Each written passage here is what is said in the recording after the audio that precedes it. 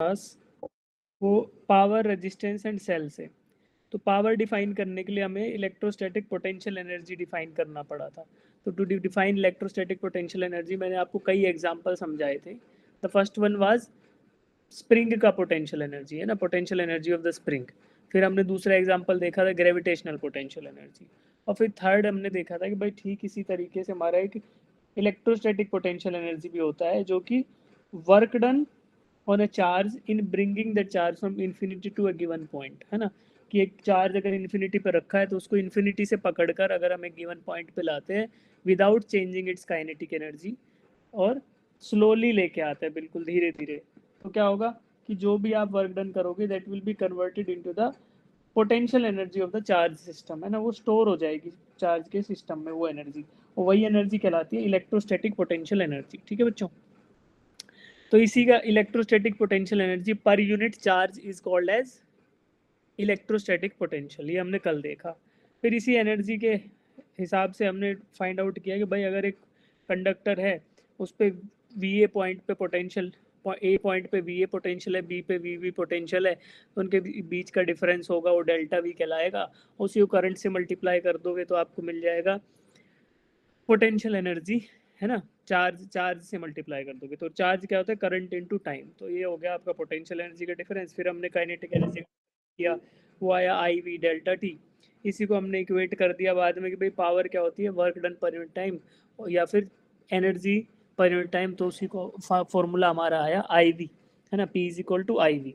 और एक फॉर्मूला आया P is equal to I square R, और थर्ड वन आया वी स्क्वायर बाई आर। तो ये फॉर्मूला आया। फिर उसके बाद हमने एक चीज़ देखी कि यार एनर्जी ट्रांसमिशन में हम पावर लॉसेस को कैसे मिनिमाइज करते हैं ना। तो वो आपको एक बार बताया था मैंने कि भाई ट्रांसफार्मर का यूज़ करके हम क्या करते हैं कि ये देखते हैं कि करंट को मिनिमम कर दिया जाए for a given transmission power का रिक्वायरमेंट फुलफिल करने के लिए हमें अगर मिनिमम करंट पे, यानी अगर पावर को ट्रांसमिट किया जाएगा तो हमारे लॉसेस कम से कम होंगे। और करंट को मिनिमाइज करने का एक तरीका बताया था मैंने आपको। क्या बताया था, how to minimise the current बच्चे? पावर ट्रांसमिट करने के लिए क्या करते हैं बताओ? वोल्टेज बढ़ा देते हैं। वोल्टेज बढ़ा देते हैं ना, तो वोल्टेज वोल्टेज को इंक्रीज करते हैं। तो हम स्टेप अप ट्रांसफार्मर की हेल्प से क्या करते हैं, वोल्टेज को बढ़ा देते हैं। और वोल्टेज बढ़ने की वजह से क्या होगा, आपका करंट कम हो जाएगा सर्किट में। और जैसे ही करंट कम होगा तो आई स्क्वायर आर जो लॉसेस होते हैं वो और भी कम हो जाएंगे। तो कम लॉस की वजह होगा हमारा ट्रांसमिशन लाइंस में, और मैक्सिमम पावर हमारी जो है सोर्स से कंजम्पशन स्टेशन तक पहुंच पाएगी, यानी कि पावर स्टेशन से घरों तक पहुंच पाएगी। हमने ये देखा इसका एप्लीकेशन। ठीक है। फिर उसके बाद आगे बढ़ के हमने सीरीज कॉम्बिनेशन ऑफ रजिस्टर देखा। तो इसमें तीन चीजें बताई थी। कौन बच्चा बताएगा तीन चीजें क्या थी? हैंड रेज करो जिनको तीनों बातें पता है। क्या क्या बताया था मैंने? इक्विवेलेंट रेजिस्टेंस क्या होगा बच्चे यहाँ पे? Sum of algebraic sum of individual resistance, sum of all resistance. Sum of algebraic sum of individual resistances। मान लो R1 R2 R3 है तो इक्विवेलेंट रेजिस्टेंस क्या होगा, R1 plus R2 plus R3। ठीक है। और दूसरी बात क्या थी कि voltage drop across each of the resistor is proportional to the resistance itself, है ना। तो जैसे वोल्टेज ड्रॉप इन R1 क्या है, V1, वो आई R1 है, V2 is I R2, V3 is I R3, और इन तीनों का sum V1 plus V2 V3 is equal to the potential provided by the battery. तो जो V है, V is equal to V1 plus V2 plus V3। ठीक। दूसरी बात ये थी। और थर्ड बात क्या थी कि इन तीनों में से ही करंट क्या रहेगा, सेम रहेगा कि अलग अलग रहेगा? करंट रहेगा सेम। क्यों रहेगा बच्चे? क्योंकि देखो ये सीरीज में जुड़े हुए हैं, तो इलेक्ट्रॉन्स के पास मूव करने के लिए केवल और केवल एक ही रास्ता है। तो जितने भी इलेक्ट्रॉन मूव करेंगे उन सबको R1 से भी पास करना पड़ेगा, R2 से भी और R3 से भी। तो सारे के सारे इलेक्ट्रॉन जब एक ही जगह से जा रहे हैं तो फिर करंट क्या होता है, चार्ज पर यूनिट टाइम। तो फिर करंट की value through all the resistors will be equal. तो ये तीन चीजें मैंने आपको यहाँ पे बताई थी। फिर सिमिलरली हमने अगला देखा था, इसका क्वेश्चन किया था छोटा सा। फिर अगला देखा था पैरेलल। तो अब पैरेलल में तीन चीजें क्या थी वो आप लोग मुझे बताओ। पैरेलल में क्या क्या बताया था आपको मैंने? इक्विवेलेंट रेजिस्टेंस का फॉर्मूला क्या होगा, 1/R equivalent is equal to, 1/R1 plus 1/R2 to nth term। और अगर अगर बहुत सारे होंगे तो ऐसे हो जाएगा 1/R1 + 1/R2 + 1/R3, है ना, जितने भी रेजिस्टेंस हमारे होंगे उसके अकॉर्डिंग हो जाएगा, राइट। दूसरी बात क्या थी, क्या इन सब में से करंट सेम होगा कि अलग अलग होगा बच्चों? सर डिफरेंट होगा। करंट डिफरेंट होगा। जो रेजिस्टेंस बड़ा होगा उसमें से करंट ज्यादा रहेगा कि जो रेजिस्टेंस की वैल्यू कम रहेगी वहां पे करंट ज्यादा रहेगा? बताओ। जो कम रहेगी। जो कम है। कम रहेगी उसमें से रेजिस्टेंस ज्यादा रहेगा। ऐसा क्यों? क्योंकि रेजिस्टेंस का मतलब ही है कि hindrance to the flow of electrons, या चार्ज के फ्लो को रुकावट पैदा करता है रेजिस्टेंस। तो जहाँ पे रुकावट ज्यादा होगी वहां पर फ्लो क्या होगा? कम होगा कि ज्यादा? कम होगा, है ना। कम। जहाँ रेजिस्टेंस कम होगा वहां पर फ्लो ज्यादा होगा, और जहाँ रेजिस्टेंस ज्यादा होगा वहां पर फ्लो कम होगा चार्ज का। इसका एग्जाम्पल आपको पानी का पाइप का एग्जाम्पल समझाया था कि भाई पतले पाइप से कम पानी फ्लो करता है क्योंकि वहां पे रेजिस्टेंस ज्यादा होता है, और मोटे पाइप से पानी ज्यादा फ्लो करेगा क्योंकि वो कम रुकावट पैदा करेगा वाटर के फ्लो को। तो ये ऐसा ही है ना। फिर हमने इस थर्ड चीज क्या पढ़ी थी, भाई करंट अलग अलग हुआ। और वोल्टेज के बारे में क्या कहेंगे? Voltage drop across each of the register equal होगा कि अनइक्वल होगा? होल होगा। वोल्टेज ड्रॉप क्या होगा? Equal इक्वल होगा। होगा, है ना। तो R1 के अक्रॉस भी वोल्टेज ड्रॉप V है, और R2 के अक्रॉस भी वोल्टेज ड्रॉप V है। तो ये चीजें हमने पैरेलल कॉम्बिनेशन के बारे में देखी थी, ठीक है। फिर इसके बेसिस में हमने एक क्वेश्चन किया था पैरेलल वाला। फिर आप सबने इसमें मुझे करंट की वैल्यूज फाइंड आउट करके बताई थी। तो हमने ये कंक्लूड किया था, देखो 6 ओम के रजिस्टर से करंट क्या आया? 1 एम्पियर। और 3 ओम के से क्या आया? 2 एम्पियर। तो ये जो वैल्यूज हैं यहाँ से भी जस्टिफाई हो रहा है कि भाई जहाँ पे रजिस्टेंस ज्यादा है उसके थ्रू करंट क्या है? कम पास कर रहा है। तो इनिशियली 3 एम्पियर करंट आ रहा था सर्किट में, उस 3 एम्पियर को टुकड़ों में बंटना था। तो जिधर ज्यादा रेजिस्टेंस होगा उधर से कम करंट फ्लो करेगा, और जिधर कम होगा उधर से ज्यादा। ये हमने कल कैलकुलेट किया था, यहाँ से हमें आइडिया लग चुका था, राइट। तो इतना हमने बच्चे कल की क्लास में कर लिया था। थोड़ा टाइम ज़्यादा लग गया था क्योंकि कुछ क्वेश्चन आप लोग बता नहीं रहे थे मुझे, किस चीज़ के? चार्ज के बारे में, करंट के बारे में, है ना। तो शायद आप लोग बोल नहीं रहे हो, आज भी बहुत कम बच्चे पार्टिसिपेट कर रहे। तो ऐसा नहीं, ऐसा करोगे तो फिर सिलेबस स्लो डाउन हो जाएगा, है ना। तो उससे हमारा सबका नुकसान ही है, कोई फ़ायदा है नहीं। एग्जाम में कितना टाइम बचा है बच्चों? कितना समय बच रहा है भाई? 5 month। 5 months। 5 महीने, है ना। 5 5 5.5, खूब जोर लगाओगे तो 5.5। और उस टाइम के बीच में भी क्या क्या बचा हुआ है? और जीवन में और बहुत सारी घटनाएं घटनी है ना उससे पहले। तो प्री बोर्ड आने हैं, है ना। फिर क्या होगा, एक ऐसा फेज आएगा महीने भर का जिसमें तुम लोग कंफ्यूज रहोगे कि तैयारी करूं कि बोर्ड का एग्जाम करूं, तैयारी करूं कि बोर्ड का ही पेपर करूं, है ना। फिर आपके प्रैक्टिकल्स भी आएंगे, है ना। तो ये सारी चीज़ें जो है ये उसी 5 महीने में होनी है। और उसके साथ साथ स्कूल का सिलेबस भी होना है, उसके साथ साथ बोर्ड के एग्जाम के PYQs भी करने हैं। और फिर उसके बाद आपका जनवरी में क्या आ जाएगा? अटेम्प्ट, फर्स्ट अटेम्प्ट आ जाएगा, ठीक है। तो अभी जो है, जो बच्चे अभी पार्टिसिपेट नहीं कर रहे, सीरियस नहीं है ना, वो नुकसान होने वाला है उनका, है ना। तो जो बच्चे फटाफट देखो आंसर, आपको अगर आंसर पता है तो अगर बोलोगे तो मुझे भी कंफर्मेशन मिल जाएगा ना कि भाई आपको आता है और आपको समझ आ गया। तो उससे क्या होगा, हमारी क्लास की जो स्पीड है वो थोड़ी अच्छी रहेगी। और बोलने से एक और फायदा कल बताया था आपको, क्या होता है? चीजें सर जल्दी याद जाता है। जल्दी याद हो जाती हैं, चीजें जल्दी याद हो जाती है। तो मुंह से जो आप लोगों को गाने कैसे याद हो जाते हैं? भाई गाना अगर आपने सुन लिया तो याद थोड़ी होगा सुनने से, आप गाते हो ना। सबको आता है ना, वे मैं तो तेरा मन भरया मेरे तो यार, ये सुना है ना तुमने बी प्राक का गाना। तो सबको याद है, क्यों? क्योंकि सबने गाया है। तो गाते हो या फिर मुंह से जो भी चीजें निकलती है, दैट मीन्स कि आपका जो है ना ब्रेन उसमें अच्छे से इन्वॉल्व होता है। तो सब बच्चे अनम्यूट करके बोलेंगे, राइट। चलो आगे बढ़ते हैं। अब आज का स्टार्ट करते हैं बच्चों, सेल्स विद इंटरनल रेजिस्टेंस, ठीक है। अब सेल का मतलब क्या होता है बच्चे? आपने पढ़ा है ना केमिस्ट्री में, इलेक्ट्रोकेमिकल सेल चैप्टर पढ़ा क्या? Yes sir. पढ़ा। तो अब आप लोग मुझे कंपोनेंट बताओगे सेल के। अभी कल भी मैंने ड्रॉ करके बताया था, आज फिर से बताओ क्या क्या कंपोनेंट होते हैं। दो तो इसमें एनोड। क्या होते हैं? दो तो इलेक्ट्रोड्स होते हैं, एक का नाम होता है कैथोड और एक का नाम होता है एनोड। Anode, anode. ठीक है। और इनके बीच में ब्रिज क्या होता है अंदर? Salt liquid bridge. तो ये सॉल्ट ब्रिज है। अब ये सॉल्ट ब्रिज में क्या हो रहा है, ये दोनों डूबे हुए हैं बच्चे। तो डूबे हुए हैं तो क्या हो रहा है कि यहाँ पे ये जो सॉल्ट ब्रिज है ये कंडक्टिंग होता है कि नॉन कंडक्टिंग होता है? कंडक्टर। सब कंडक्टिव। अच्छा मुझे एक बात और बताओ लगे यार, क्या हमारे पास जो प्योर वाटर होता है, डिस्टिल्ड वाटर जिसको प्योर H2O बोलते हैं, वो कंडक्टिंग है नॉन कंडक्टिंग है? से कंडक्टिंग होता है। सर कंडक्टिव होता है। प्योर वाटर, प्योर वाटर जो है सर ना, प्योर वाटर नहीं होता सर, नॉन नॉन कंडक्टिंग। मैं बता वो वाटर नहीं होता है। दो चीजें बता रहा हूँ, ध्यान से सुनना। किसी का नेटवर्क अगर कमजोर है तो बेशक से कान बंद कर लो अपने, पूरी बात सुनोगे तभी फायदा है ना। देखो, कहने को तो क्या होता है प्योर वाटर, नॉन कंडक्टिंग होता है ना, लेकिन आप सबने देखा है ना कि कूलर के पास अगर गलती से पानी गिरा हो तो करंट लग ही जाता है ना। तो क्या हो रहा है कि वहाँ पे जो भी पानी है ना, हमारे पास रियल लाइफ में जितना भी वाटर अवेलेबल है, लगभग उसमें ना क्या कुछ ना कुछ इम्प्योरिटीज होती है, कुछ ना कुछ उसमें इम्प्योरिटीज हमेशा रहेंगी। तो हमारे पास प्योर वाटर जो है ना H2O, अगर आप केवल H2O की बात करो तो H2O is non conducting. But अगर इसमें आप कुछ ऐड कर दो इम्प्योरिटीज, इम्प्योरिटीज क्या ऐड होती है बच्चे जनरली हमारे पास? सॉल्ट्स ना, salts and sir salt and minerals, minerals. Salts and minerals. और इसके अलावा क्या होता है, बायोमास। बायोमास जैसे कि गंदगी हो गई, जैसे बैक्टीरिया हो गए, कोई एल्गी हो गई, फंगाई हो गई, ये सब भी इसके अंदर एज ए कंडक्टिंग बिहेव कर सकते हैं। तो इतनी सारी चीज़ें हमारे पास पानी में मिली रहती हैं। तो हमारे लिए ना जो प्योर वाटर एक्सट्रैक्ट करना एक टिपिकल टास्क है, जनरली होता नहीं है जी रियल लाइफ में।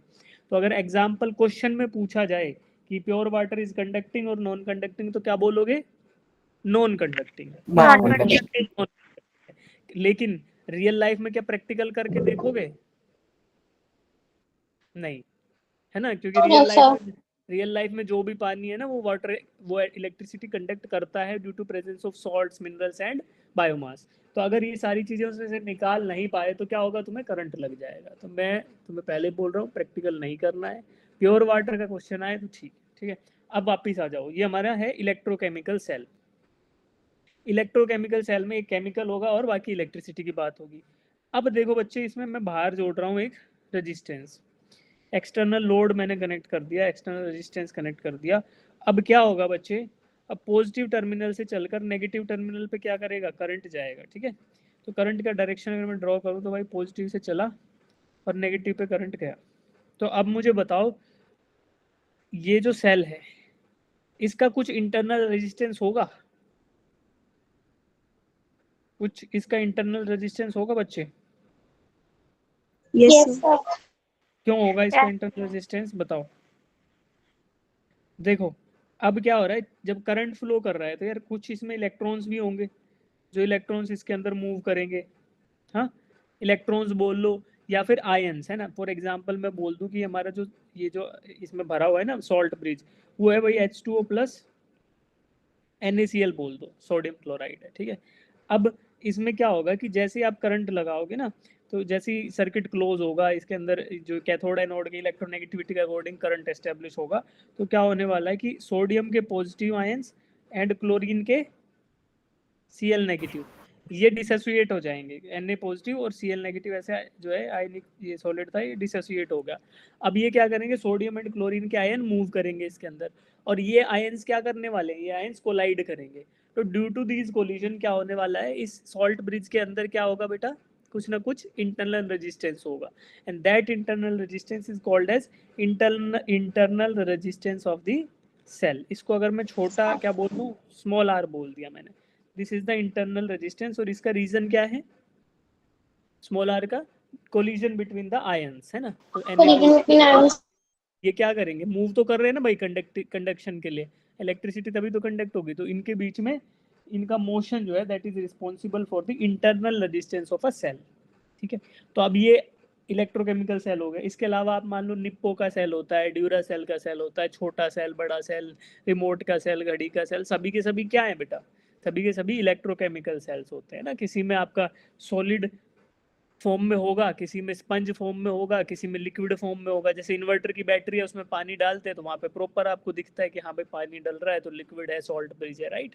किसी में क्या होगा, निप्पो का सेल अगर तोड़ोगे तो उसमें काला काला सा कार्बन निकलेगा, कार्बन का सबस्ट्रेट रहेगा, उसी के अंदर आपका सॉल्ट ब्रिज रहेगा, है ना।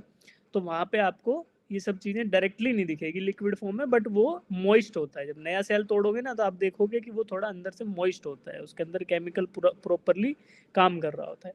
तो वहां भी ऐसे ही सॉल्ट ब्रिज होगा, वहां भी इंटरनल रेजिस्टेंस होगा। तो कोई भी आपका सेल है उसका खुद का कुछ ना कुछ इंटरनल रेजिस्टेंस जरूर होगा, ठीक है। अब मुझे बताओ, ये जो इंटरनल रेजिस्टेंस स्मॉल आर है और ये बाहर जो लोड जुड़ा हुआ है कैपिटल आर रेजिस्टेंस का, ये दोनों सीरीज में काम कर रहे हैं कि पैरेलल में काम कर रहे हैं? बताओ, load and internal resistance R, ये सीरीज में जुड़ेंगे पैरेलल में? सीरीज। सीरीज, सीरीज में जुड़े हुए हैं, ठीक है। तो ये क्या होगा कि जो आपका इंटरनल रेजिस्टेंस ऑफ सेल है वो क्या करेगा, अंदर वाले लोड के साथ कैसे काम करेगा बेटा, सीरीज में काम करेगा, ठीक है। ठीक है जी। Yes sir. कल एक चीज बताई थी, क्या बताई थी, ईएमएफ। तुम्हें नहीं बताई यार, मैं भूल गया, मैं दूसरे बैच में बताई थी। ईएमएफ क्या होता है, बताया था वैसे ईएमएफ का डेफिनेशन तो तुम्हें भी। ईएमएफ क्या होता है, potential difference between two. Potential difference between two. EMF होता है इलेक्ट्रोमोटिव फोर्स। ठीक है। एक हो गया इलेक्ट्रोमोटिव फोर्स और एक हो गया वोल्टेज वी। इन दोनों के बीच में डिफरेंस बताओ, कौन बताएगा मुझे, ईएमएफ एंड वोल्टेज, इनके बीच में डिफरेंस।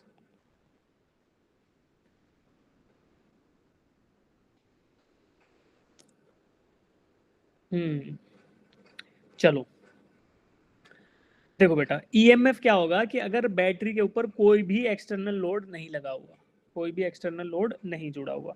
फिर से बैटरी ड्रॉ कर लेते हैं, क्या ना, ये बैटरी ड्रॉ करता हूँ यहाँ पे। ये जो बैटरी है इसका पॉजिटिव टर्मिनल और एक इसका नेगेटिव टर्मिनल। मैंने इस पे बाहर कोई भी लोड नहीं लगा रखा, ठीक है। केवल और केवल क्या है बच्चे, इसके अंदर जो है ना, इसके अंदर इसका खुद का जो इंटरनल रेजिस्टेंस है ना, खाली वही है। तो मुझे बताओ, क्या ये सर्किट क्लोज हुआ कि ओपन है अभी, ये वाला? ओपन। इतना डरे हुए क्यों हो यार, बोलो बिंदास कॉन्फिडेंस में। ये ओपन है कि क्लोज है सर्किट? ओपन। ओपन। बाहर कुछ भी नहीं जुड़ा हुआ तो ओपन है।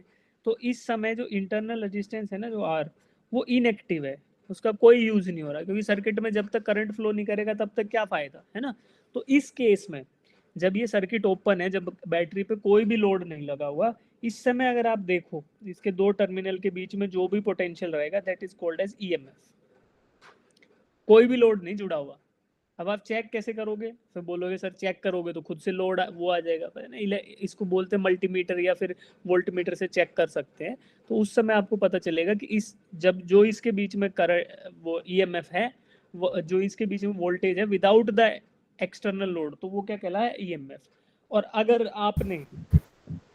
आपने बाहर कुछ लोड जोड़ दिया, बाहर कुछ लोड जोड़ दिया इसमें, तो क्या होगा फिर, तो फिर सर्किट में करंट फ्लो करेगा? यस सर, क्लोज हो जाएगा। Yes sir. तो क्या होगा, फिर इसमें करंट फ्लो करेगा। अब ये करंट जो फ्लो कर रहा है, इसकी वजह से क्या अंदर वाले रजिस्टर से भी करंट फ्लो करेगा?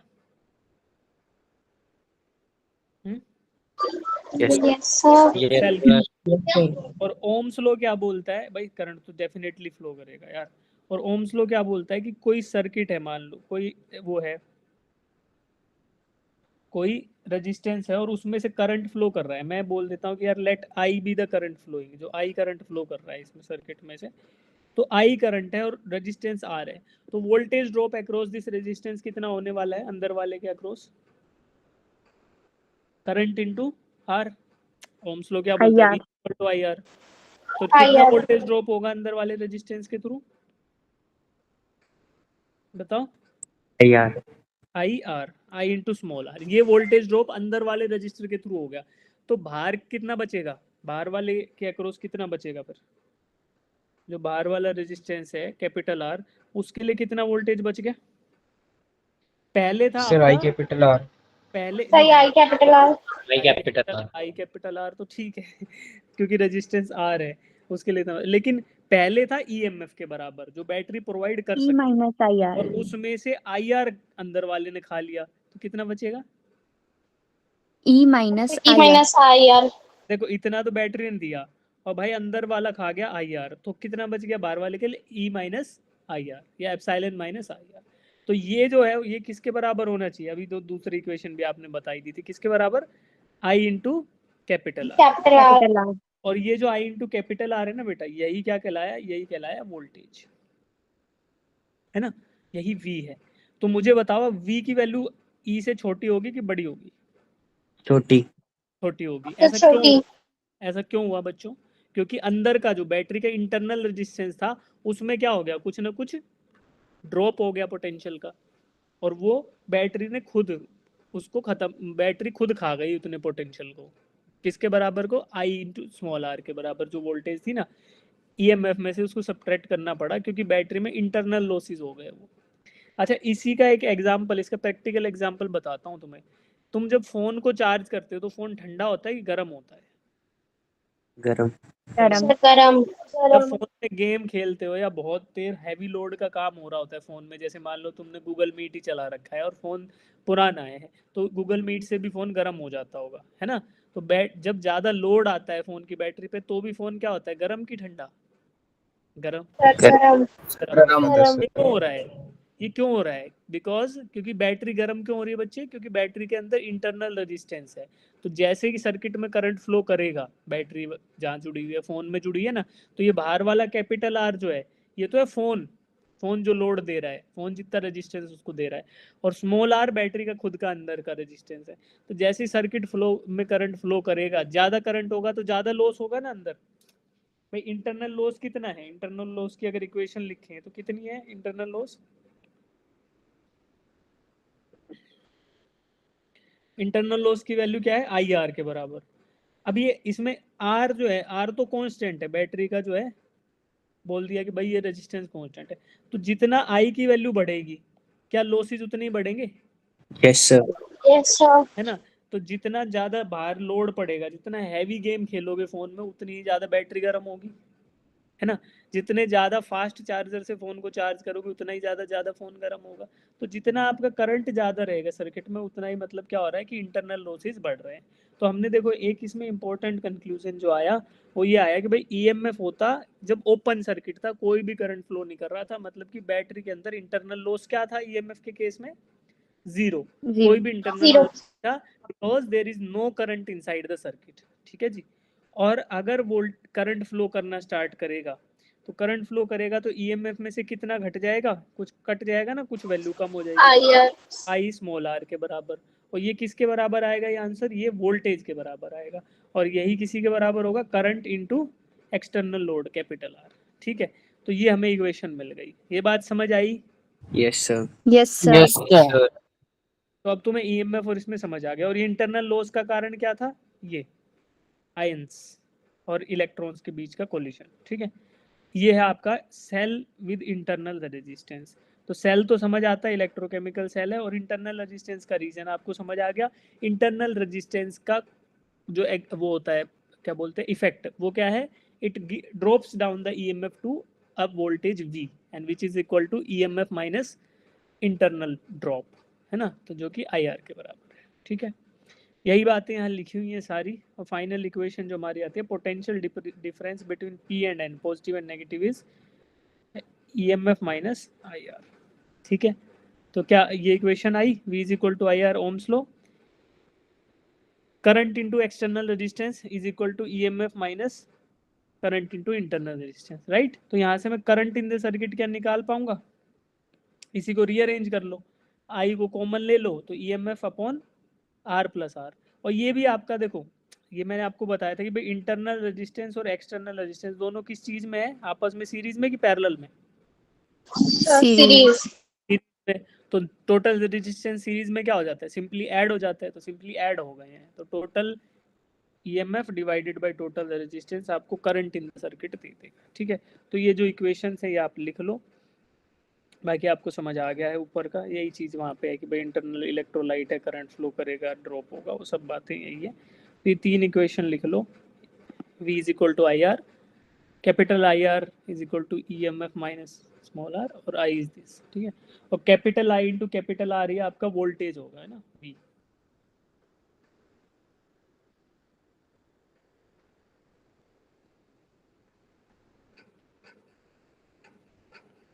ये लिख लो, फिर एक छोटे छोटे क्वेश्चन पूछूंगा, उनको ध्यान से आंसर करना, फिर आप है ना आंसर कर पाओगे अगले क्वेश्चन को, ठीक है। थोड़ा थोड़ा एक दो क्वेश्चन, एक दो छोटे छोटे सवाल पूछूंगा, ठीक है। जैसे आप लिख लो थम्स अप देना, फिर सवाल के लिए रेडी हो जाओ।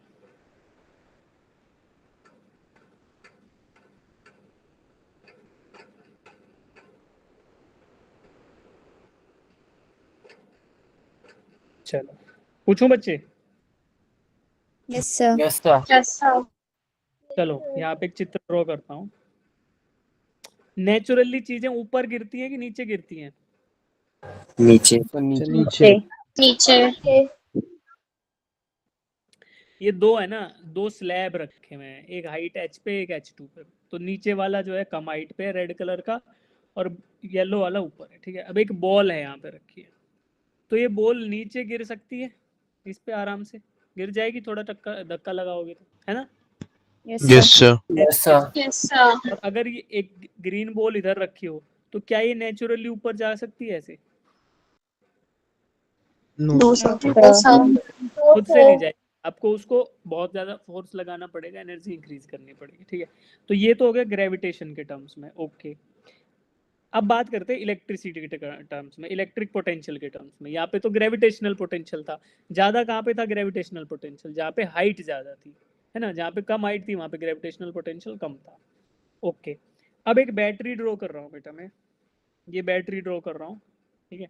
ये बैटरी है आपकी 12 वोल्ट की, किसकी बोलो? 12 वोल्ट। 12 volt, 12 volt. ठीक है। अब इस बैटरी को मुझे क्या करना है यार? मुझे करना है चार्ज, ठीक है। ये चार्जर कनेक्ट कर दिया मैंने, और बैटरी का पोटेंशियल क्या है? बैटरी का ईएमएफ क्या है? 12। 12 volt. 12 volt. EMF of the battery is 12 volt, ठीक है। अब मुझे बताओ, ये चार्जर जो मैं कनेक्ट कर रहा हूँ बेटा, ये कितने वोल्ट का होना चाहिए मिनिमम?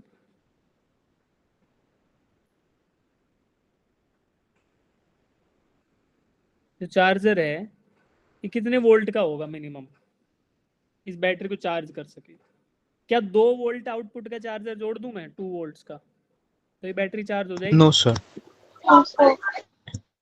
भाई पॉजिटिव टर्मिनल ऑफ चार्जर और नेगेटिव टर्मिनल ऑफ चार्जर के बीच में पोटेंशियल डिफरेंस है 2 वोल्ट्स का। तो क्या ये 12 वोल्ट की बैटरी को चार्ज कर देगा? No, sir. No sir. No, sir. क्यों नहीं करेगा? क्योंकि लोअर पोटेंशियल है ना, 2 वोल्ट तो लोअर पोटेंशियल है, और आप 12 वोल्ट हायर पोटेंशियल है। तो खुद से चीजें, जैसे जैसे आपकी बॉल जो है वो कम हाइट से ज्यादा हाइट पे खुद नहीं जा सकती थी, है ना।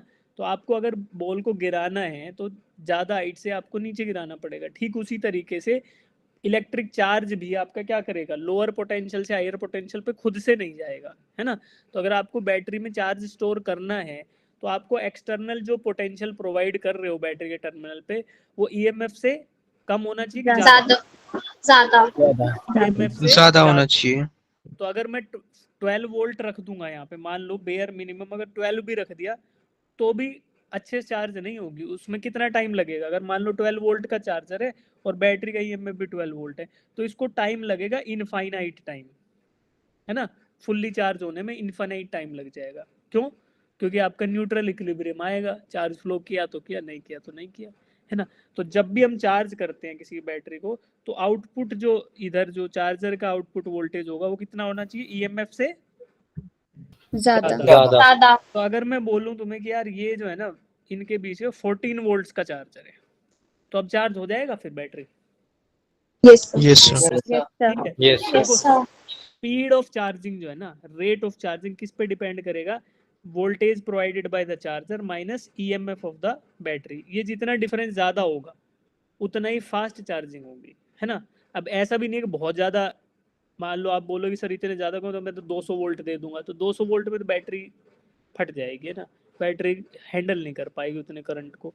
तो करंट जो है फ्लो सर्किट में तभी करेगा जब यहाँ पे डिफरेंस रहेगा, चार्जिंग वोल्टेज एंड ईएमएफ के बीच में। तो भाई ईएमएफ से ज्यादा होना चाहिए जब भी आपको चार्ज करना है किसी बैटरी को, तो external voltage supplied by the charger should be greater than the EMF of the EMF of the battery. Battery. समझ गए? तो बेटा ओके। और ये कहाँ पे होना चाहिए? ये होना चाहिए टर्मिनल ऑफ द बैटरी के बीच में। ठीक है।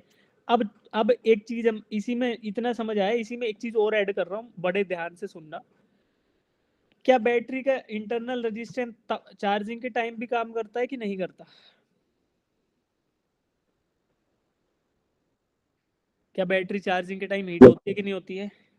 Yes, sir. यस सर होती यस है। सर इसका मतलब इंटरनल रेजिस्टेंस चार्जिंग के समय भी काम करेगा, क्योंकि वो part of Yes, circuit yes sir है ना। भाई चार्ज तो मूव तो अंदर फिर भी करेंगे ना, चार्जिंग के टाइम भी इलेक्ट्रॉन्स और ये एनायंस कैटायंस जो भी हैं आपके मूव करेंगे, कोलाइड होगा, तो बैटरी के अंदर का इंटरनल रेजिस्टेंस चार्जिंग के समय भी काम करेगा।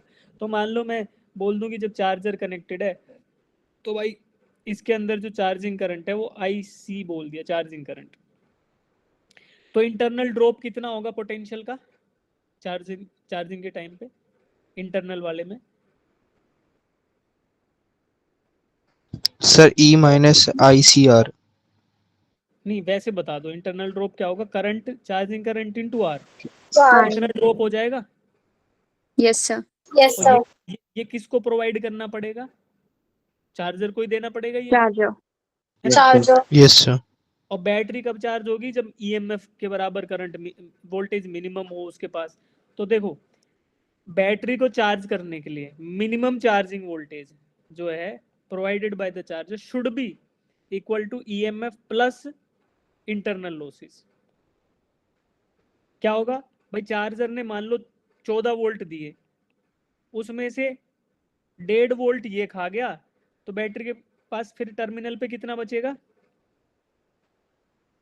12.5। 12.5. और 12.5 ईएमएफ ऑफ बैटरी जो था वो कितना था? 12 वोल्ट। तो 12 से ज्यादा बच गया ना, तो अब बैटरी चार्ज होने की संभावना है. ठीक है। तो V minimum should be at least EMF plus internal losses. तो ये राइट सर है ना। तो इंटरनल लॉसेस जितने हैं वो प्लस में ईएमएफ रिक्वायरमेंट ये होना चाहिए कम से कम। तो अगर मान लो 1.5 वोल्ट इसने खाया, 12 वोल्ट का ईएमएफ था बैटरी का, तो कितना रिक्वायर्ड होगा मिनिमम वोल्टेज? कम से कम 13.5 वोल्ट का चार्जर होना चाहिए। ठीक है। अगर 13.5 से ज्यादा आउटपुट वोल्टेज दे रहा है चार्जर, तो फिर हमारी बैटरी क्या होगी? चार्ज हो जाएगी, हो जाएगी है ना। और अगर इससे कम हुआ तो चार्ज नहीं होगी, क्योंकि नहीं भाई होगी। इंटरनल लॉसेस भी होंगे और ईएमएफ भी होगा। तो ये आपको समझ आता है। अब इसके बेसिस पे एक क्वेश्चन है इन सेल का ही, वो आप करके बताओ मुझे। ठीक है। ये जो कंसेप्ट आपको समझ आया ना, क्यों हमें इतनी ज्यादा वोल्टेज देनी पड़ी बेटा? Yes, sir. देखो चार्ज के नेचुरल फ्लो, आपको चार्ज तो बैटरी के अंदर भरना है ना, तो उसको भरने के लिए क्या करना पड़ेगा? हायर पोटेंशियल देना पड़ेगा। और वो हायर पोटेंशियल भी कितना? एटलीस्ट ईएमएफ से ज्यादा। और ईएमएफ से ज्यादा दोगे वोल्टेज तभी चार्ज होगा। और उसके ऊपर भी कुछ जो इंटरनल लॉसेज होंगे वो भी आपको बाहर से ही सप्लाई करने पड़ेंगे, अदरवाइज जो अवेलेबल वोल्टेज है वो ईएमएफ से कम हो जाएगी, फिर बैटरी चार्ज होगी नहीं ठीक से। तो अब ये सब समझ आया, तो फिर ये क्वेश्चन करो। देखो a battery of EMF 2 volt and internal resistance is being charged with a current of 5 ampere. What is the potential between the terminals of the battery?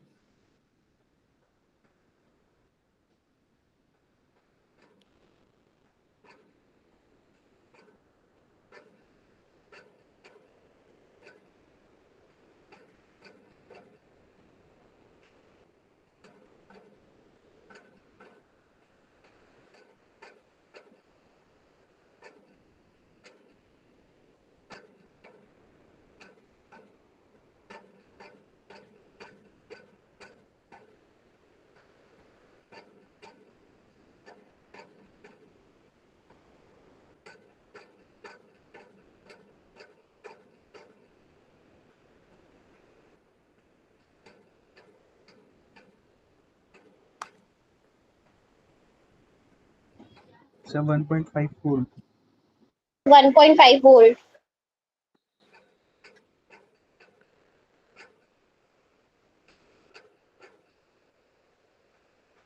Sir, 2.5 volt.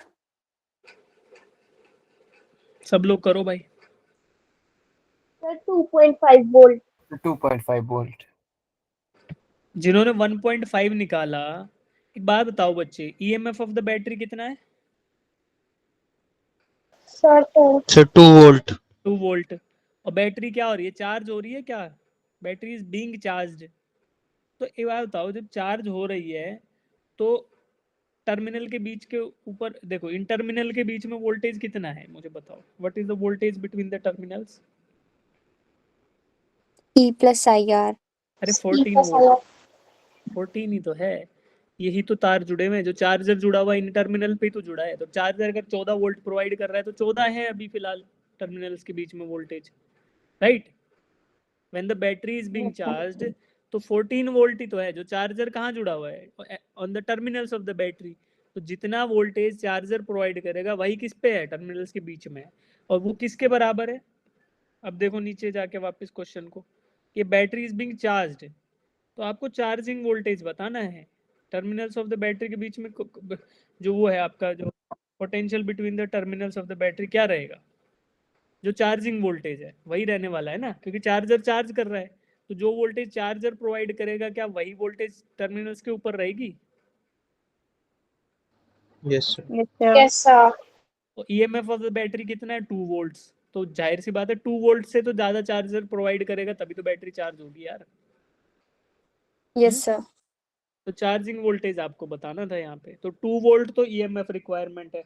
और इंटरनल लॉस कितना हो जाएगा? Sir 0.5. 0.55। 2.5 volt. Current to internal resistance तो 0.5 होगा। तो ये सारा सारा किसको प्रोवाइड करना पड़ेगा? चार्जर को। तो वही चार्जर जुड़ा हुआ है at the terminals of the battery. तो potential between the terminals of the battery कितना हो गया? 2 plus 0.5. 2.5 volts. 2.5 volts is the potential between the terminals of the battery. देखो, समझो इसको।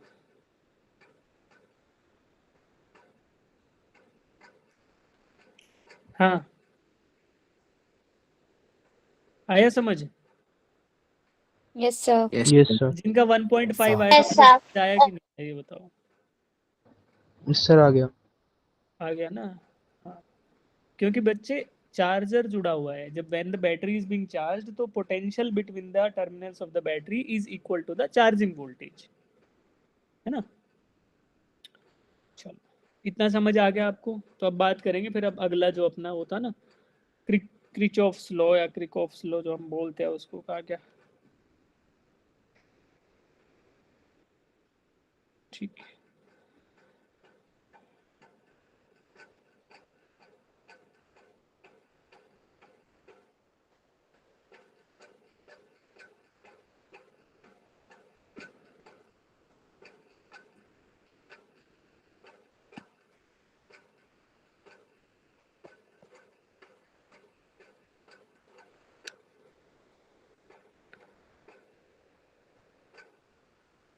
ठीक। तो पुरानी पीडीएफ है, इससे नहीं, नई वाली से पढ़ाते हैं तो मैं इससे। ठीक है, तो ये है बच्चे। अब अच्छा, स्क्रीन नहीं आ रहा अभी तुम्हारे पास?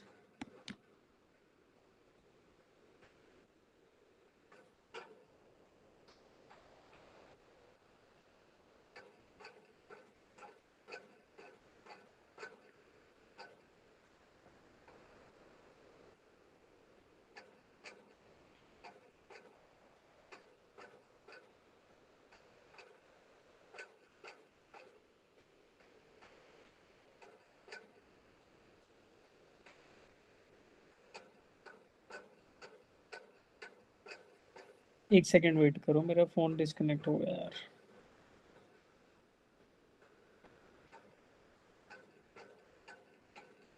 मेरी आवाज आ रही है आपके पास? Yes, sir. Yes, Yes, sir. sir. Yes, sir. ये जो बच्चे बीच में ड्रॉप कर रहे हैं ना, या तो इसका मतलब इन लोगों को आता है। पेपर में बेटा सबका तेल निकल जाता है ना? जो क्लास में ऐसे करते हैं ना कि आए तो आए, नहीं आए तो नहीं आए, तेल निकल जाता है पेपर में। फिर कोई एक बात याद नहीं आएगी, बस फिर इतना सुनने का भी फायदा नहीं है। जब पूरी बात नहीं सुनी तो फिर फायदा क्या हुआ? आधी आधा अधूरा ज्ञान नुकसान करेगा कि फायदा करेगा? नुकसान। नुकसान करता नुकसान। है।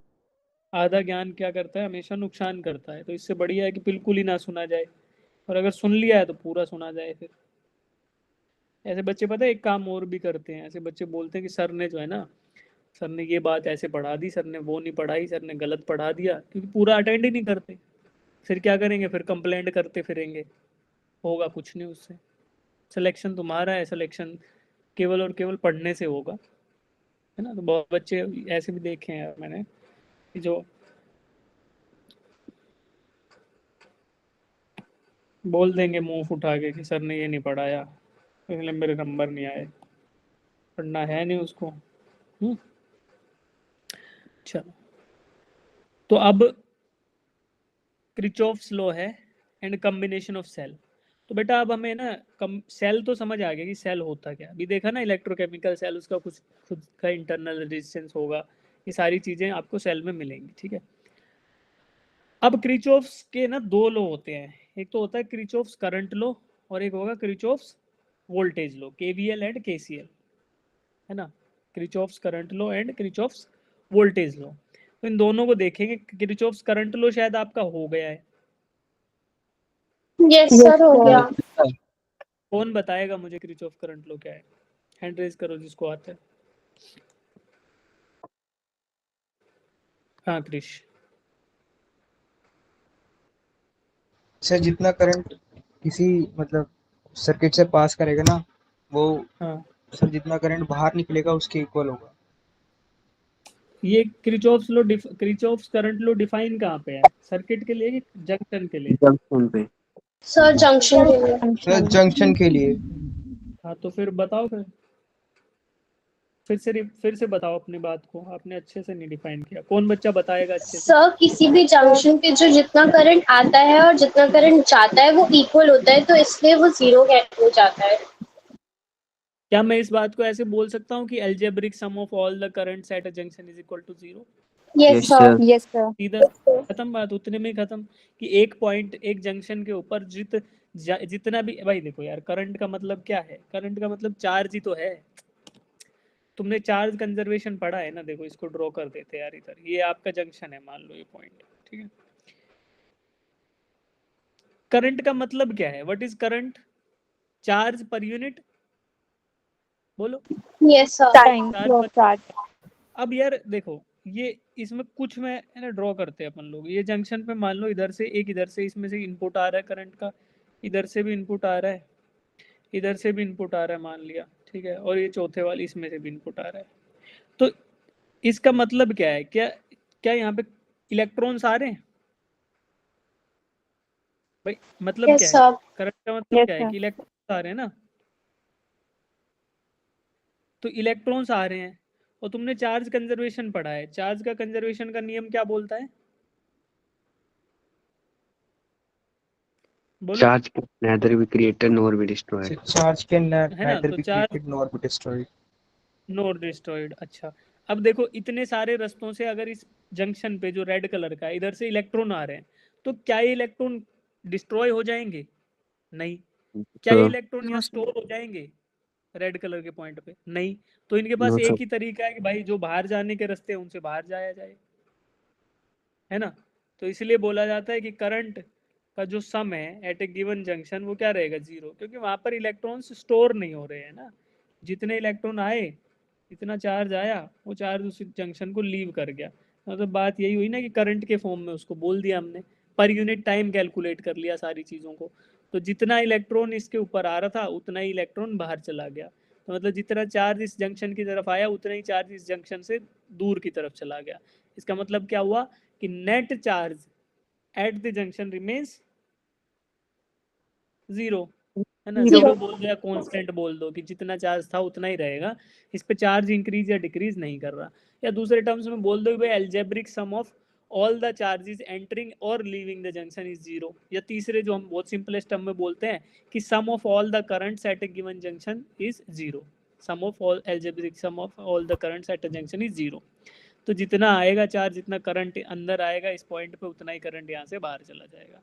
तो मान लो अगर मैं I1 I2 I3 बोल दूँ, ये I1 है, ये I2 है, ये I3 है, ये I4 है, और बाकी आउटपुट करंट बोल दिया I5 I6, I7, I8 और I9।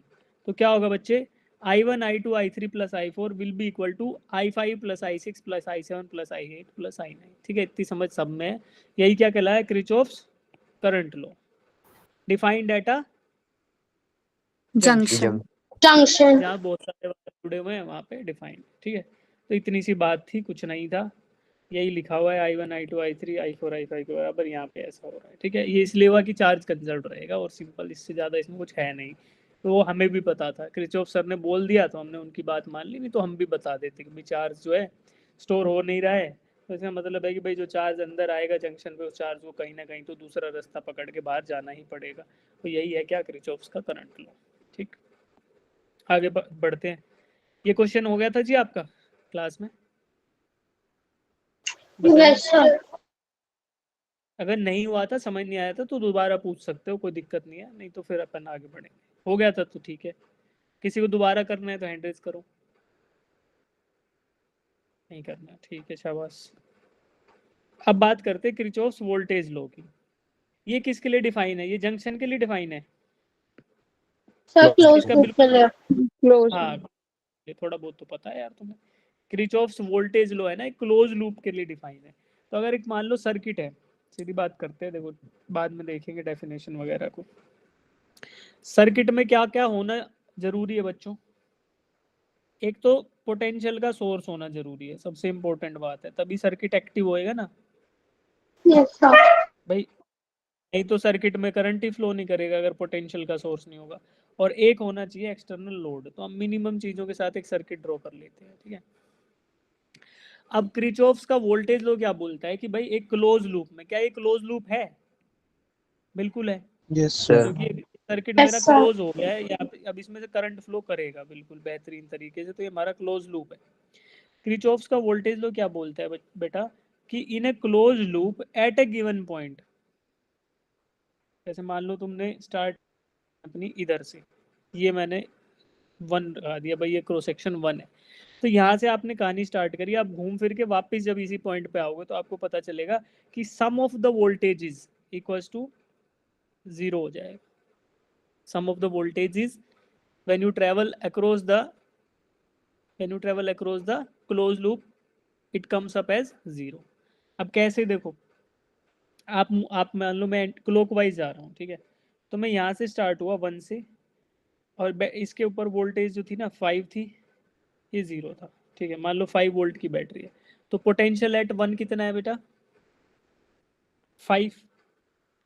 फिर आप आगे गए, फिर आपने देखा एक रजिस्टर आया, उसके अक्रॉस पोटेंशियल ड्रॉप कितना है 5, आपने माइनस कर दिया इसको, ड्रॉप को IR माइनस कर दिया, तो आपका इधर आए तो यहाँ गया 0, 0 पे आए तो 0 से फिर बैटरी को फिर से जंप किया आपने, तो बैटरी ने कितना प्रोवाइड किया 5, तो फिर से वापस आए तो आपका फिर से 5 वोल्ट पे आ गए, तो चेंज इन पोटेंशियल जो आया वो कितना आ गया, 0 आ गया, ठीक है। तो जब भी क्लोज लूप में आप मूव करोगे तो एट ए गिवन पॉइंट घूम फिर के आओगे तो क्या होने वाला है, पोटेंशियल में कोई चेंज आपको नजर नहीं आएगा, ठीक है। अब इसको फॉर्मली देखो क्या लिखा है, algebraic sum of changes in potential around any closed loop involving resistors and cell is 0। Change in potential जो है अराउंड लूप क्या आएगा, 0 आएगा। तो ये वही है, देख लो, अब यहाँ पे आपका एक रेजिस्टेंस था, यहाँ पे 3 है, एक बैटरी जुड़ी हुई है, R1, R2 और R3 जुड़े हुए हैं। अब मैं कैलकुलेशन स्टार्ट कहाँ पे कर रहा हूँ भाई, मैंने बैटरी से ही स्टार्ट किया, तो बैटरी के पॉजिटिव टर्मिनल पे पोटेंशियल कितना था, प्लस V के बराबर। फिर वाप इधर आया IR, R1 में I करंट है तो ड्रॉप कितना आया IR1, R2 में ड्रॉप कितना आया IR2, R3 में ड्रॉप कितना आया IR3। ये सब होने के बाद आप यहाँ पे आ गए, यहाँ पे पोटेंशियल कितना है 0, because it is connected to the battery का 0 टर्मिनल। तो यहाँ पे आके आपने जब समेशन किया तो आपको पता चला कि भाई ये 0 है, और यही आपको जो है क्या क्या बोलता है, यही है आपका क्रिचॉफ्स वोल्टेज लॉ, कि जब आप पूरे लूप में घूम फिर के आते हो तो चेंज इन वोल्टेज जो मिलेगा 0 मिलेगा। अब ये यहाँ पे 0 कंक्लूड कर दिया, अगर मान लो अब आप बोलोगे सर यहीं से आप तो दोबारा तो वापस आए नहीं, तो दोबारा वापस जब बैटरी को जंप करोगे ना, तो इसमें 5 ऐड और कर दो, V और ऐड कर दो, तो V ऐड कर दोगे तो फिर आप जहाँ जिस पोटेंशियल से आप स्टार्ट हुए थे उसी पोटेंशियल पे आ जाओगे ना। तो जब पूरा लूप कंप्लीट करके आओगे तो उसी पोटेंशियल पे आप वापस आ जाओगे, यही है किरचॉफ्स वोल्टेज लॉ, ठीक है।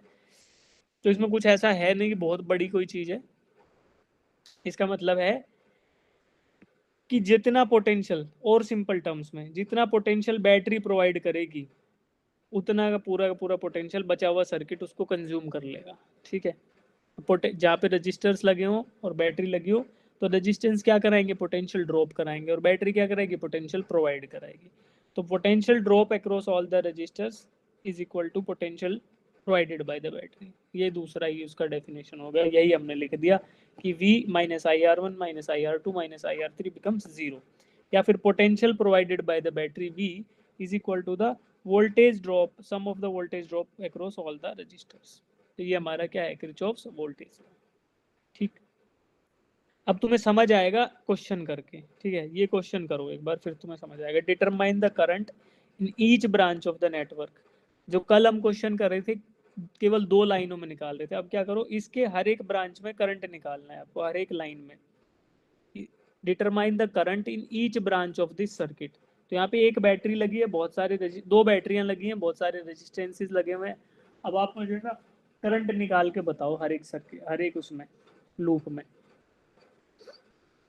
हर एक लाइन में। ठीक है, तो आपने क्या करना है, देखो तरीका मैं बता देता हूँ, एक तरीका सिंपल सा, कि इसमें क्लोज लूप्स आइडेंटिफाई कर लो, क्लोज लूप्स आइडेंटिफाई कर लो, और उस लूप में किरचॉफ्स का वोल्टेज लॉ लगा दो, है ना, किरचॉफ्स का वोल्टेज लॉ लगा दो। तो क्या करना है बेटा, सबसे पहले ना करंट मार्क कर लो। मान लो यहाँ पे तुमने बोल दिया कि यहाँ I1 है, फिर ये I1 स्प्लिट हो गया 2 टुकड़ों में, तो इसको बोल दिया तुमने कि यार ये I2 हो गया, और नीचे गया वो I3 हो गया। ठीक है, फिर ये I3 नीचे से आ गया इधर, इस लाइन में क्या रहेगा, I1 ही रहेगा क्योंकि सेम है, इधर आपका I2 ही रहेगा, ऐसे मार्किंग कर लो। ठीक है, और फिर I2 था, नीचे I3 था। ओके, अब इसको I4 मार्क करें क्या, मार्क कर देते हैं। ये I2 स्प्लिट हुआ I4 में और इधर I5 में। ठीक, अब इधर क्या हो जाएगा, इधर I5 करंट हो गया, और नीचे वाले में इधर जो है, सॉरी I5 क्यों करें इसको, हम I2 माइनस कर देते ना, I2 माइनस I4, और इसको भी I2 माइनस I4 कर देते हैं।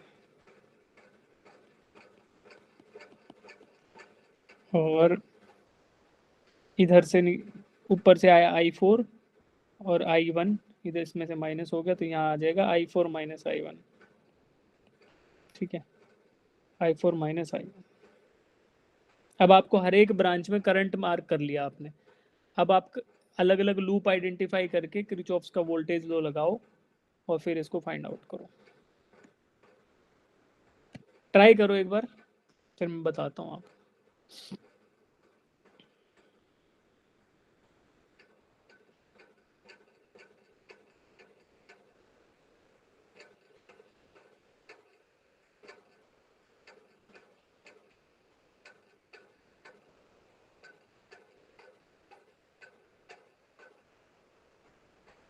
I3 की जगह आप I1 माइनस I2 भी रख सकते हो, I1 माइनस I2, एक वेरिएबल और कम हो जाएगा आपका।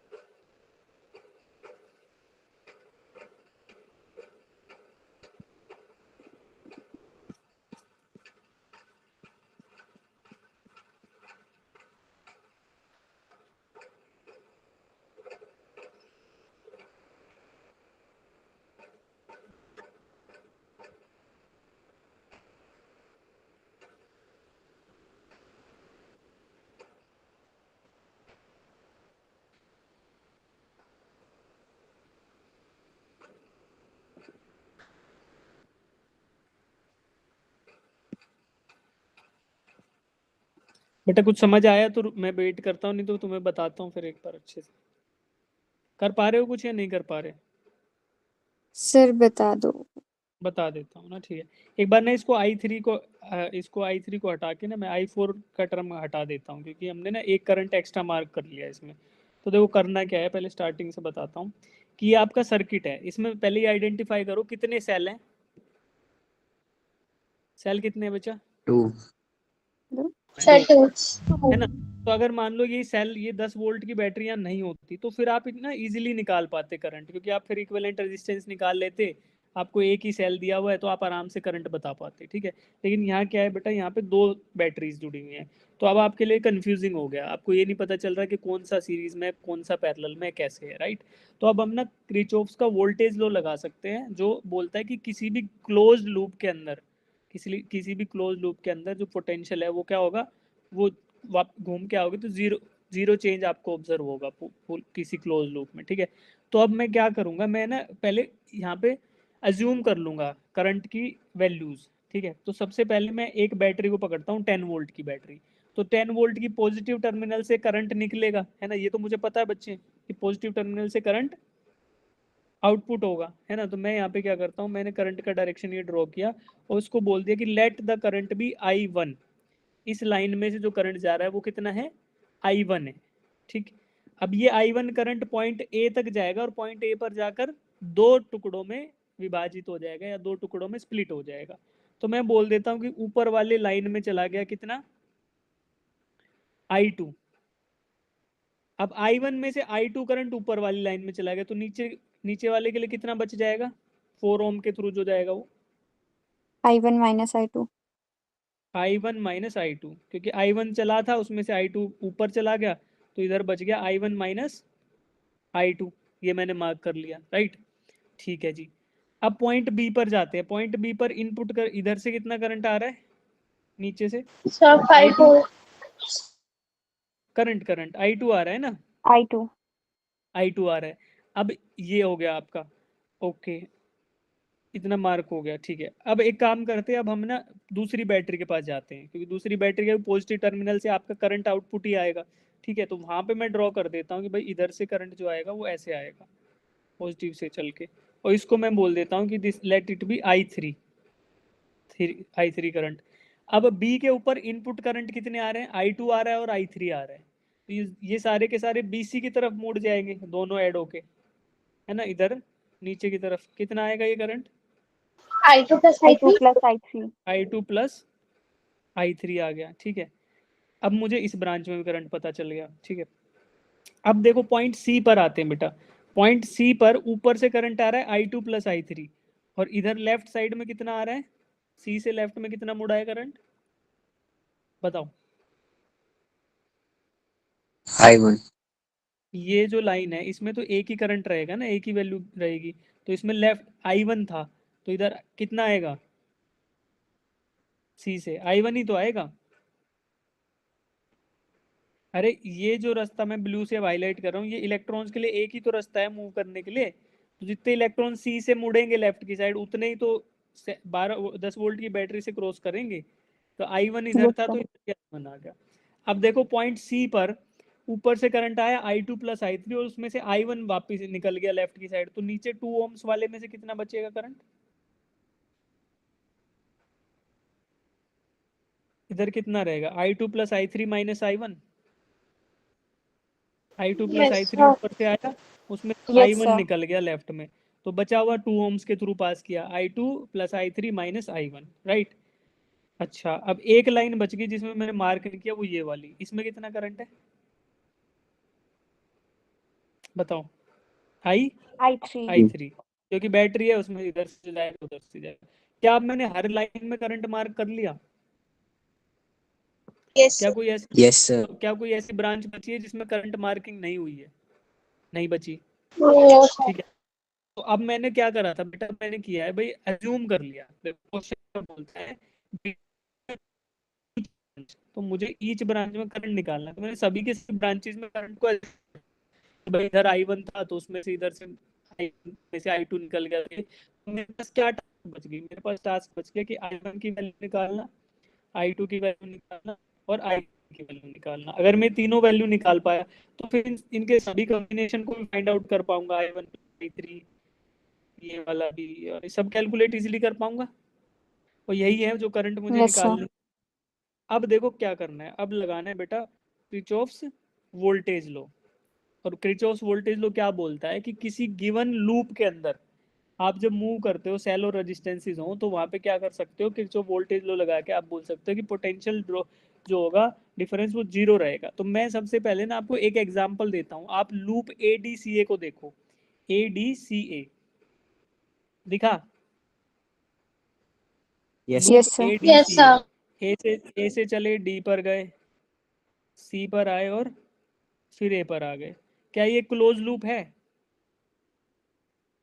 Yes sir. Sir. इसमें एक बैटरी दिखाई दी, तुम बैटरी दिखाई दी? Yes sir. Yes, sir. देखो अब मैं इसमें ना लूप ADCA के ऊपर इसमें क्या लगा रहा हूँ, वोल्टेज लो लगा रहा हूँ, ठीक है। ये क्या बोल रहा है भाई कि बैटरी वोल्टेज लिखो सबसे पहले 10 माइनस।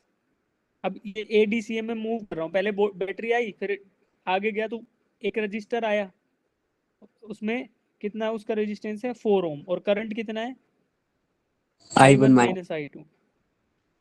V माइनस IR करते थे ना, ये आपका पहला रजिस्टर ने इतना ड्रॉप कर, फिर आगे गया, फिर आपको इधर आके आपके पास रेजिस्टेंस आया 2 ओम वाला। 2 ओम में से कितना रेजिस्टेंस पास कर रहा है, कितना करंट पास कर रहा है, I2 plus I2 I2 I3 plus plus I3 I3 minus I1. I1 minus I1। Into,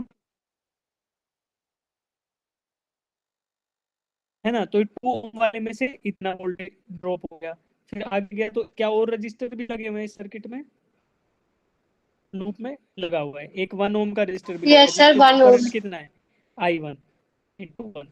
ये कितना हो जाएगा 0। बैटरी ने जो करंट वोल्टेज प्रोवाइड किया 10 वोल्ट, वो ये सब मिलकर, वो सारे के सारे मिलकर इसको खा गए। जैसे 10 वोल्ट से स्टार्ट किया आप, पूरे लूप को मूव करके वापस आए तो वापस आप यहाँ पे 0 पे आ गए। तो आपने क्या किया, बैटरी ने वोल्ट प्रोवाइड किया था, वो इन तीनों रजिस्टर्स ने 4 ओम 2 ओम एंड 1 ओम ने मिलके 0 कर दिया। तो 1 ओम के थ्रू रेजिस्टेंस करंट था I1, 2 ओम के थ्रू करंट था I1, और 4 ओम के थ्रू था I1 माइनस I2। तो मुझे क्या इक्वेशन मिल गई KVL यूज करके, यस सर।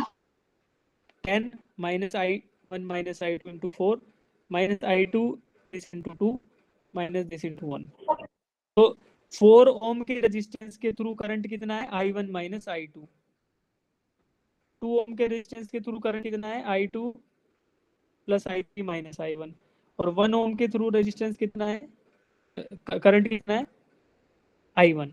तो ये I1. आपका KVL से इक्वेशन डेवलप हुआ फॉर लूप ADCA, ठीक है। तो एक इक्वेशन मुझे मिल गया I1 I2 सर I3 का, इसको इक्वेशन 1 लिख दिया। हाँ जी, सर जो 2 ओम के थ्रू जो करंट पास हो रहा है उसमें साइन पॉजिटिव आएगा ना, नेगेटिव की जगह? क्यों? क्योंकि सर करंट के अपोजिट डायरेक्शन में जा रहे हैं ना। करंट के अपोजिट डायरेक्शन, हाँ उसका उसका डायरेक्शन बदल जाएगा, हाँ, क्योंकि मैं उधर से मूव कर रहा हूँ तो ये इसका नेगेटिव आ जाएगा। सॉरी, ये जो करंट है ना, ये माइनस I2, रुको यार, सही कह रहे हो तुम, क्योंकि मैंने नीचे इसको अज्यूम कर रखा है, तो करंट का डायरेक्शन जो है ना वो माइनस आ जाएगा। ये सही बोला, कहाँ गया, मिटा लेते हैं इसको, रुक जा, इसको जो है माइनस साइन के साथ पेंसिल दिस, तो ये माइनस तो हम करेंगे ही, और उसके साथ जो करंट है ना, करंट का क्योंकि डाउनवर्ड डायरेक्शन था, तो ये आपका 2 ओम्स को एज इट इज लिख देते हैं, और करंट का जो वैल्यू आएगा वो आपका आ जाएगा I1 minus I2 minus I3, ठीक है। अब सही है, अब यस डायरेक्शन सर। मैंने अपोजिट किया, ठीक है। अब एक इक्वेशन ये आ गया। अब उसके अलावा मेरे पास और लूप भी हैं, जैसे मैं यही इक्वेशन ACDA पे लगा दूं, ACDA पे, ठीक, फिर यही इक्वेशन BCDE पे लगा दूं। तो ऐसे ही ना एक लूप आप अज्यूम करो ACA, उस पे फिर से इक्वेशन लगाओ लूप ABCA पे। तो ABCA पे बैटरी आप देखो 10 वोल्ट की है, तो 10 वोल्ट से स्टार्ट करो, 10 लिखा, फिर आप गए I2 का डायरेक्शन आपने देख लिया, I2 कितना है 4 ओम के साथ है तो 4i2 आ गया। तो इसके बाद आप नीचे आए i2 प्लस i3 2 ओम के साथ है 2 इंटू i2 प्लस i3। ठीक है, फिर इधर आए तो i1 है तो आपका minus i1 is equal to 0। ये इक्वेशन आ गया नंबर 2 इस लूप के लिए। और थर्ड लूप है बी सी डी ई। अब इन दोनों इक्वेशंस को देखो और बी सी डी ई के लिए आप खुद इक्वेशन लिखो। Loop B C D E के लिए थर्ड इक्वेशन आ जाएगी, 3 अननोन 3 इक्वेशन, और फिर i1 i2 i3 की वैल्यू फाइंड आउट करो। खुद से लिखो इक्वेशन एक बार, टाइम लो 1 मिनट का, फिर है ना मैं आपको इक्वेशन दिखाऊंगा, मैच करना कि सही आई कि नहीं आई आपके।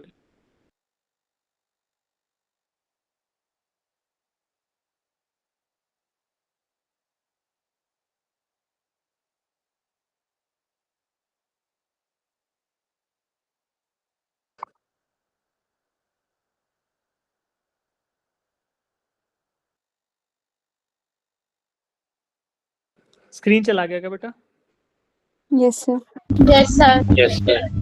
कोई नहीं।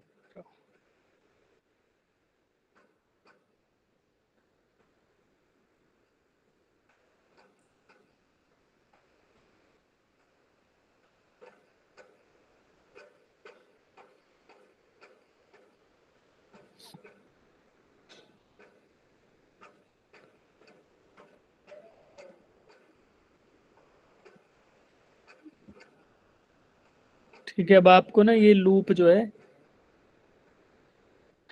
बी सी डी ई में वैल्यू लगानी है। आया स्क्रीन? नहीं आया?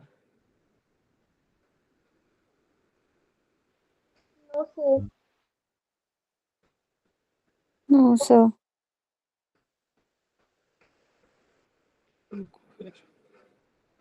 स्टॉप शेयरिंग करके फिर से स्टार्ट करते हैं।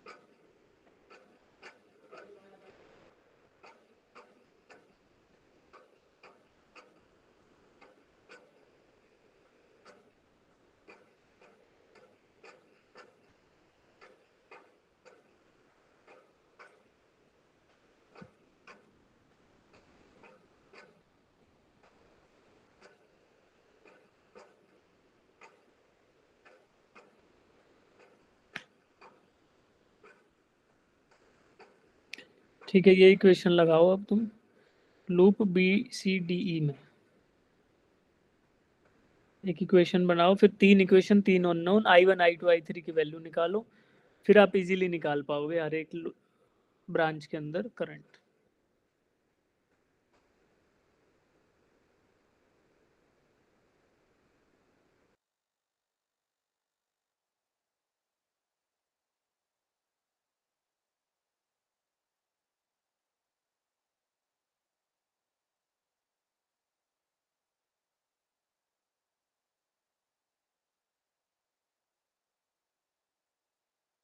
अगर अज्यूम डायरेक्शन के अगेंस्ट जा रहे हो तो नेगेटिव साइन ले लेना, ठीक है, जैसे कि हमने यहाँ पे किया था। ये इसको चेंज करना पड़ गया था, मैं तो भूल गया था, आपने याद दिलाया। और अगर अज्यूम डायरेक्शन के अगेंस्ट नहीं जा रहे तो फिर सेम जो अज्यूम डायरेक्शन है उसी में अगर आपका करंट फ्लो कर रहा है तो पॉजिटिव साइन।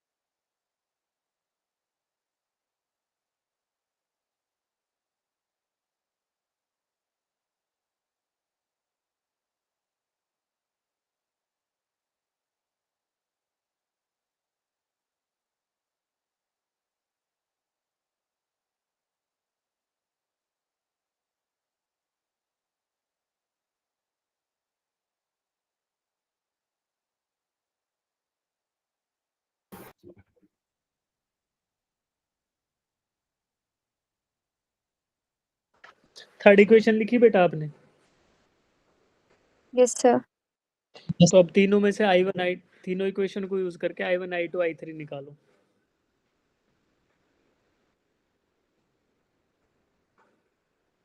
देखो ये इक्वेशंस होंगी, थर्ड इक्वेशन को मैच करो।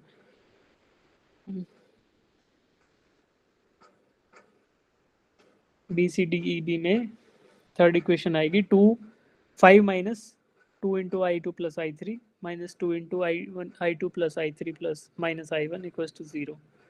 ठीक है, ये इक्वेशन आएगी। इक्वेशन 1, 2 एंड 3 सॉल्व करके तीन इक्वेशन, इनको सॉल्व करो, I1 I2 I3 की वैल्यू यहाँ आएगी, मैच करो।